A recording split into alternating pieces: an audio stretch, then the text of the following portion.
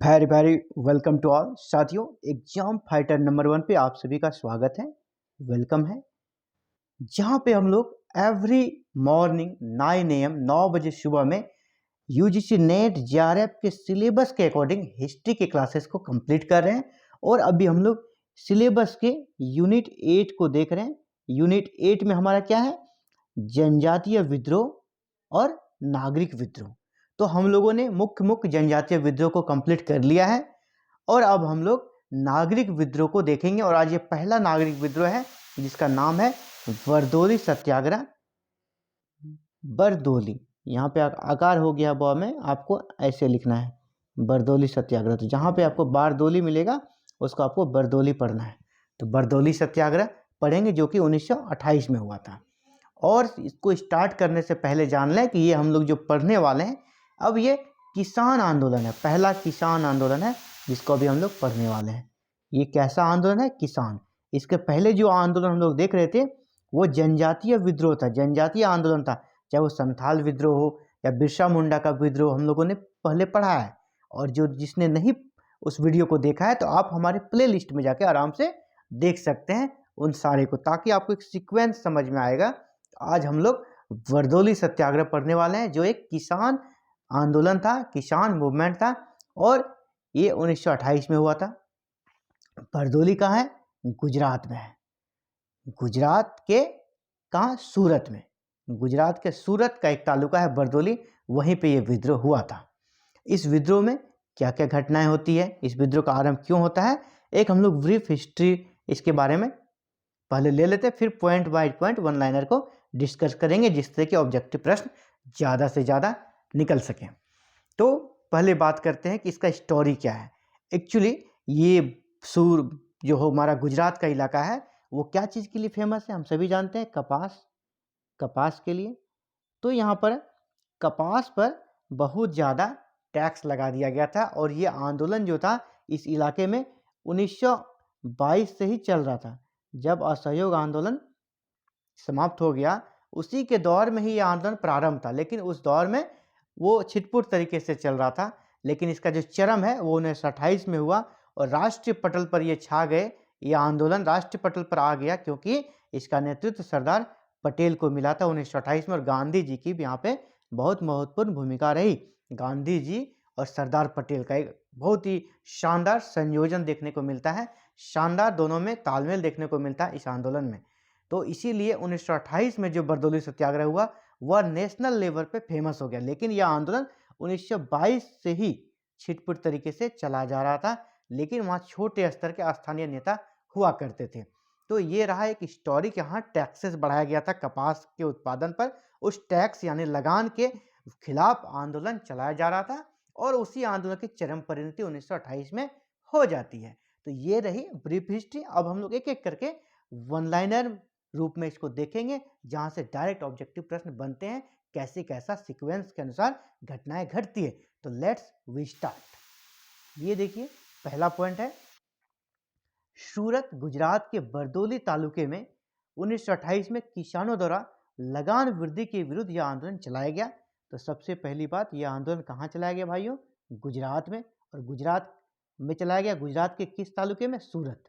आपसे पूछा जाएगा कहाँ था बरदोली सत्याग्रह, कहाँ हुआ था? तो गुजरात। गुजरात के किस तालुके में? सूरत। सूरत के बरदोली तालुके में 1928 में किसानों द्वारा, किसने किया? किसानों द्वारा लगान वृद्धि के विरुद्ध यह आंदोलन चलाया गया। बहुत ही महत्वपूर्ण पॉइंट है, यह आंदोलन सूरत में चलाया गया जो कि गुजरात में स्थित है। और सूरत के अंतर्गत आता है बरदोली तालुका। तालुका में एक प्रखंड स्तर का, इसे प्रशासनिक स्तर समझ सकते हैं, प्रखंड लेवल का, जहाँ की 1928 में वहाँ के किसान आंदोलन, किसानों ने आंदोलन किया था। और क्यों किया था? लगान वृद्धि के खिलाफ। इस तरह भी प्रश्न आते हैं, बरदोली सत्याग्रह का संबंध किससे था? लगान वृद्धि से था। लगान वृद्धि के विरुद्ध, लगान ज्यादा था इसके विरुद्ध यह आंदोलन चलाया गया। ठीक है, सूरत गुजरात के बरदोली तालुके में 1928 में किसानों ने लगान वृद्धि के खिलाफ यह आंदोलन चलाया था। ओके, आगे बढ़ते हैं। गुजरात के किसान आंदोलन में, यानी ये बरदोली के जो किसान आंदोलन हुए थे, इसमें कुणबी पाटीदार जातियों के भूस्वामी किसान ही नहीं बल्कि काली पराज और श्वेत जन भी शामिल थे। इसमें जो किसान वर्ग थे, वहाँ के जो किसान वर्ग हुआ करते थे बरदोली के, उस वहाँ पे मुख्य रूप से किसानों में कुणबी पाटीदार एक जाति थी वहाँ की। इनकी बहुत ही महत्वपूर्ण भूमिका होती है। जैसे हर जातियों का आप देखते हैं, उनका एक अलग व्यवसाय होता है, अलग धंधे से वो जुड़ जाते हैं, उसका नाम उसीलिए फेमस हो जाता है। तो गुजरात के कुणबी पाटीदार लोग थे, जाति के लोग, ये अधिकतर कपास के उत्पादन में अग्रणी थे। यही मुख्य किसान वर्ग थे वहाँ के। तो इन्होंने क्या किया, इस आंदोलन में भाग लिया और बहुत महत्वपूर्ण भूमिका निभाई। लेकिन इसके साथ ही काली पराज, जो वहाँ के आदिवासी हुआ करते थे, गुजरात में जो आदिवासी जन थे उसको काली पराज कहा जाता था, जो अश्वेत जन थे यानी आदिवासी थे। तो ये भी शामिल थे, यानी इस आंदोलन में जनजातीय भी शामिल थे और गैर जनजातीय भी शामिल थे। तो जनजातीय में कौन शामिल थे? काली पराज। और गैर जनजातियों में कुणबी पाटीदार, जो गुजरात की एक महत्वपूर्ण जाति हुआ करती है किसान में, और ये किसान का कार्य करती है। जैसे हम लोग देखते हैं ना, कुम्हार एक जाति है जो बर्तन बनाती है, मिट्टी के बर्तन बनाती है। उसी तरह एक जो कि सैलून वगैरह का काम होता है, एक नाई वर्क करते हैं। तो हर जाति का कुछ ना कुछ बिजनेस रहता है, कुछ ना कुछ उसके पास रहता है जिसके नाम वो उस जाति से जुड़ जाते हैं। तो वहाँ के जो कुणबी पाटीदार जाति थी गुजरात की, वो किसान वर्ग हुआ करते थे। मुख्य रूप से कपास का उत्पादन ये लोग करते थे। तो इस आंदोलन में कौन कौन शामिल थे? कुणबी पाटीदार जाति और काली पराज। काली पराज आदिवासी थे। यहीं पर मेंशन करना चाहूँगा, जो काली पराज था, इसी को गांधी जी जब वहाँ गुजरात गए तो गांधी जी ने इसका नाम क्या कर दिया? रानी पराज इसका नाम कर दिया। काली पराज का नाम गांधी जी ने क्या दिया? आपसे ये भी क्वेश्चन पूछा जा सकता है। गांधी जी ने काली पराज का नाम बदलकर क्या कर दिया? रानी पराज। गांधी जी इन सब चीज़ों में काफ़ी आगे रहते थे, हम लोग पता है। जैसे कि जो अछूत जिसको माना जाता था, गांधी जी ने उसे क्या कहा? हरिजन। जो अनुसूचित जाति के लोग थे उसे गांधी जी ने हरिजन की संज्ञा दी, ताकि हरि के लोग हैं। इसी प्रकार इसको रानी पराज दिया ताकि वो समाज के मुख्य धारा से जुड़े और उसके अंदर आत्मविश्वास की भावना पनपे। बरदोली के मेहता बंधुओं यानी कल्याण जी मेहता और कुंवर जी मेहता और दयाल जी देसाई ने किसानों के समर्थन से 1922 में आंदोलन चलाया था। तो सबसे पहले बरदोली में आंदोलन किसने चलाया था? तो दो मेहता बंधुओं ने, कल्याण जी मेहता और कुंवर जी मेहता, और उसके साथ थे दयाल जी देसाई। ये आरंभिक बरदोली सत्याग्रह, जब आरंभिक बरदोली में जो आंदोलन चला किसानों के समर्थन में, उसका नेतृत्व इन लोगों ने किया। ठीक है। लेकिन कालांतर में कपास की कीमत गिरने के बाद भी लगान पुनरीक्षण अधिकारी ने इसमें 30% की वृद्धि की सिफारिश की, जिसका कांग्रेस नेताओं ने भारी विरोध किया तथा बरदोली जांच समिति का गठन किया। इसे हम लोग अच्छे से समझते हैं। क्या हो गया कि जब 1922 में आंदोलन चला तो उसका नेतृत्व किया कल्याण जी मेहता और कुंवर जी ने और दयाल जी देसाई, 3 लोगों ने। लेकिन बाद में क्या होता है, कपास की जो कीमत होती है इंटरनेशनल मार्केट में कम हो जाती है।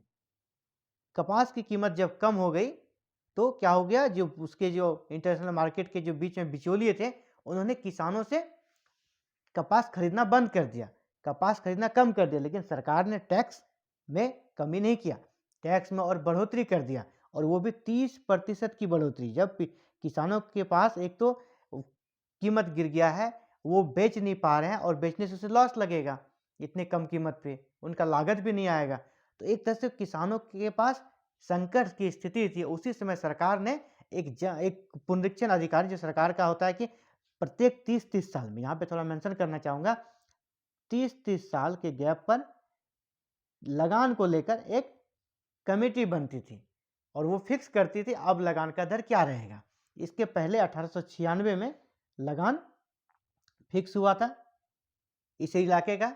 इसके बाद 30 साल आप जोड़ लीजिए, यानी 1924 में फिर दूसरी कमेटी बनी और उस कमेटी ने 1924 में सिफारिश कर दिया कि लगान जो होगा अब उसको 30% बढ़ोतरी करनी है।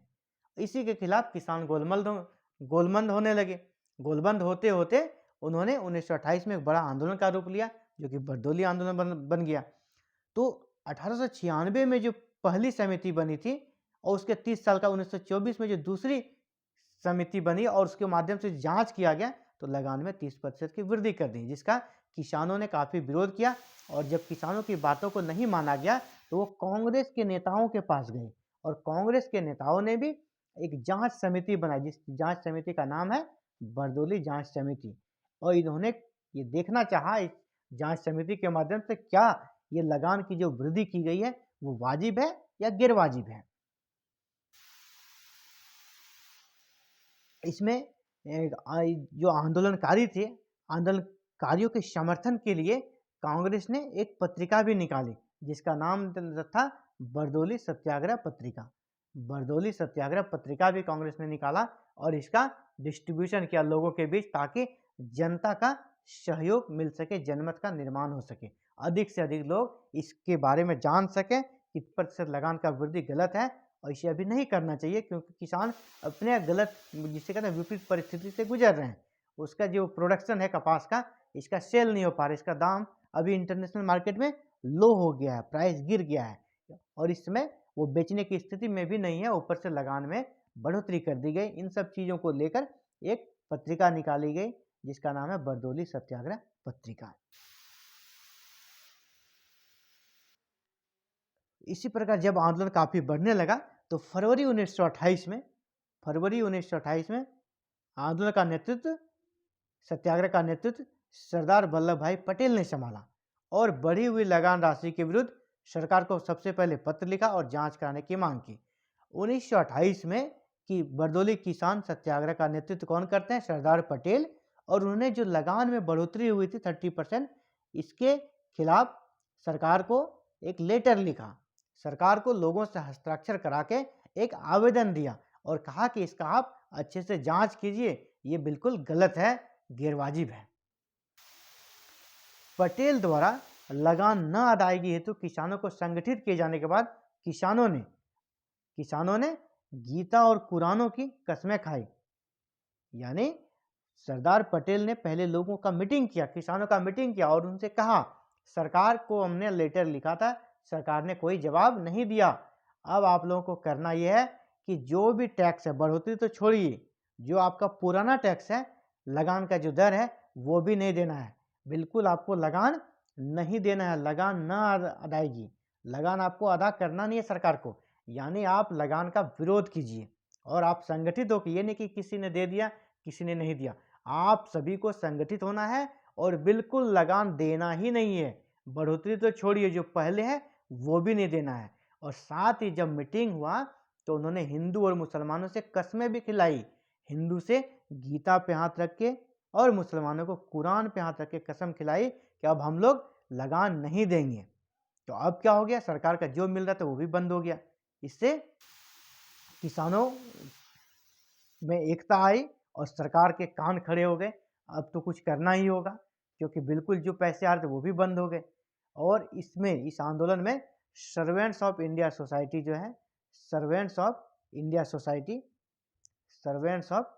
सोसाइटी किसका संगठन है? गोपाल कृष्ण गोखले का। इन्होंने भी किसानों का भरपूर साथ दिया। पटेल जी के साथ साथ सर्वेंट्स ऑफ इंडिया सोसाइटी जो गोपाल कृष्ण गोखले का संगठन था, उन्होंने भी किसानों का भरपूर सहयोग दिया। इसके अलावा बम्बई विधान परिषद के भारतीय नेताओं ने त्यागपत्र दे दिया किसानों के समर्थन में। रेल कर्मचारियों ने भी हड़तालें की, जो रेलवे के जो भारतीय कर्मचारी थे, भारतीय स्टाफ थे, उन्होंने भी हड़ताल किया।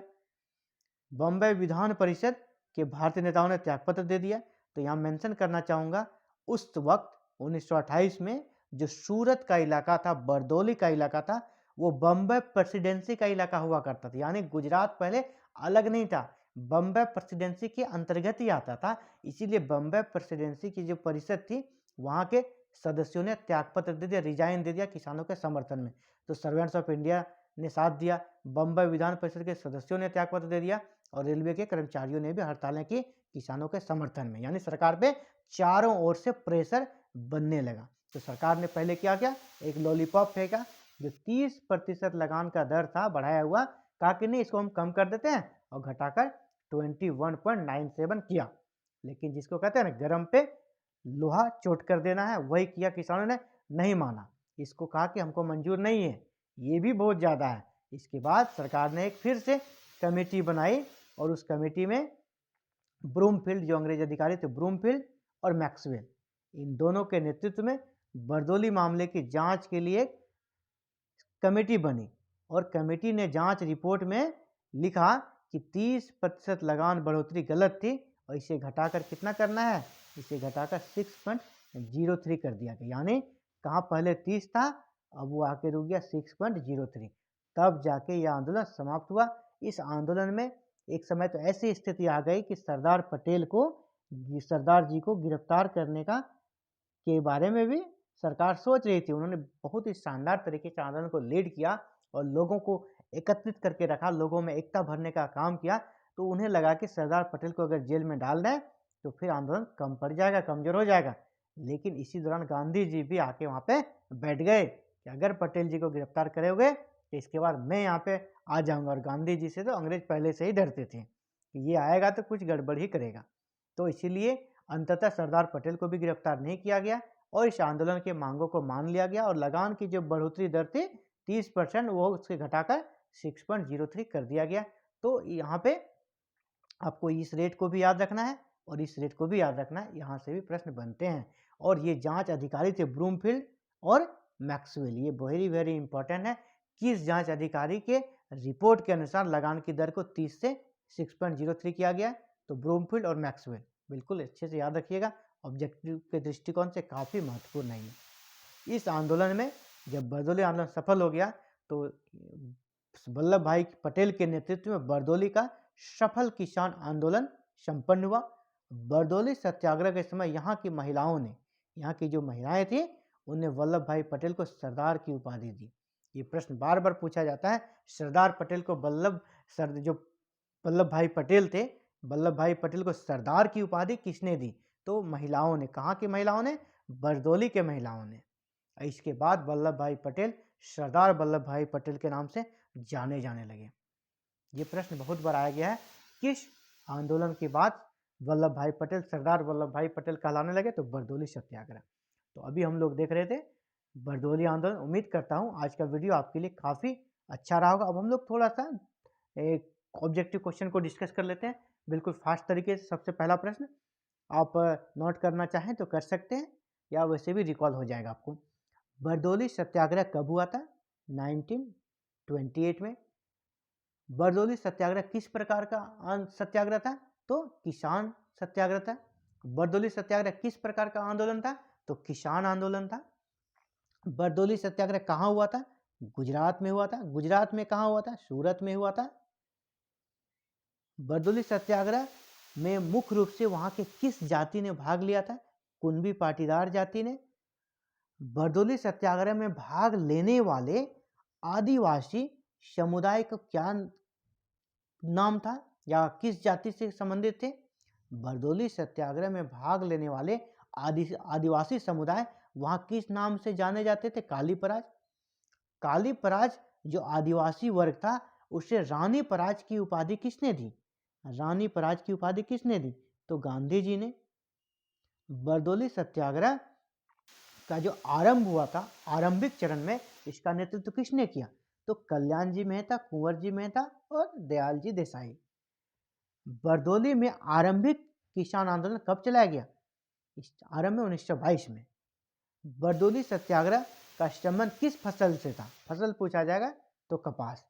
बरदौली सत्याग्रह जो किया गया, इसमें लगान को बढ़ा दिया गया, तो वो लगान जो बढ़ा हुआ दर था वो कितना था? 30%। बरदौली जांच समिति का गठन किसने किया? भारतीय राष्ट्रीय कांग्रेस ने। बरदौली सत्याग्रह से संबंधित जनमत निर्माण के लिए कांग्रेस ने कौन सी पत्रिका निकाली? तो बरदौली सत्याग्रह पत्रिका निकाली थी।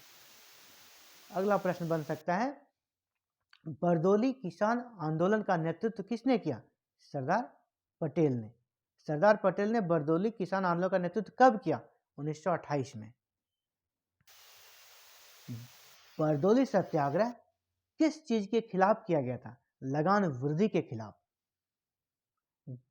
सरदार पटेल ने बरदौली सत्याग्रह में किसानों को कौन सा नारा दिया? लगान न अदायगी का, लगान न अदायगी का नारा दिया, लगान नहीं देना, नो टैक्स का नारा दिया। भारत के किस महत्वपूर्ण संगठन ने बरदौली सत्याग्रह में किसानों का भरपूर साथ दिया? तो सर्वेंट्स ऑफ इंडिया सोसाइटी ने। आपसे पूछा जाएगा बरदौली सत्याग्रह में किसानों के समर्थन में किस परिषद ने इस्तीफा दे दिया? तो बंबई विधान परिषद के सदस्यों ने इस्तीफा दे दिया।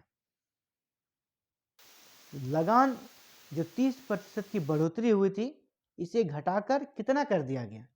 घटाकर फाइनल रूप से ये पूछा जाता है आपसे, बीच वाला नहीं पूछा जाएगा, कितना कर दिया? क्या 6.03%। सरकार ने, अंग्रेजी सरकार ने बरदौली सत्याग्रह में जो बढ़ा हुआ लगान था, इसे जांच के लिए किन 2 अधिकारियों को नियुक्त किया? ब्रूमफील्ड और मैक्सवेल। ब्रूमफील्ड और मैक्सवेल का संबंध किस आंदोलन से था? तो बरदौली आंदोलन से था। ब्रूमफील्ड और मैक्सवेल के जांच रिपोर्ट ने लगान की दर को कितना कर दिया? 6.03। सबका आंसर यही होगा। किस आंदोलन के बाद वल्लभ भाई पटेल को सरदार की उपाधि दी गई? तो बरदौली। तो ये थे कि जितने तरह के ऑब्जेक्टिव प्रश्न बन सकते थे, इसका हम लोग डिस्कस कर रहे थे। उम्मीद करता हूँ आज का वीडियो आपके लिए काफ़ी ज़्यादा फायदेमंद रहा होगा। और इसी तरह के वीडियो अगर आप एवरीडे प्राप्त करना चाहते हैं और UGC net JRF paper 2 history की तैयारी शानदार तरीके से करना चाहते हैं, तो जल्द से जल्द एग्जाम फाइटर नंबर 1 से जुड़ जाएं। और एवरी मॉर्निंग, प्रतिदिन सुबह 9 बजे, बिल्कुल 9 बजे वीडियो अपलोड कर दी जाती है।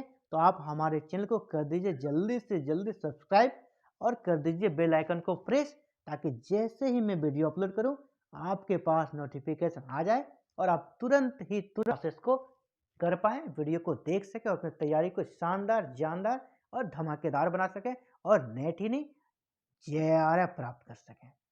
All the best. Thank you for watching this video and connecting with exam fighter number 1. Thank you very much.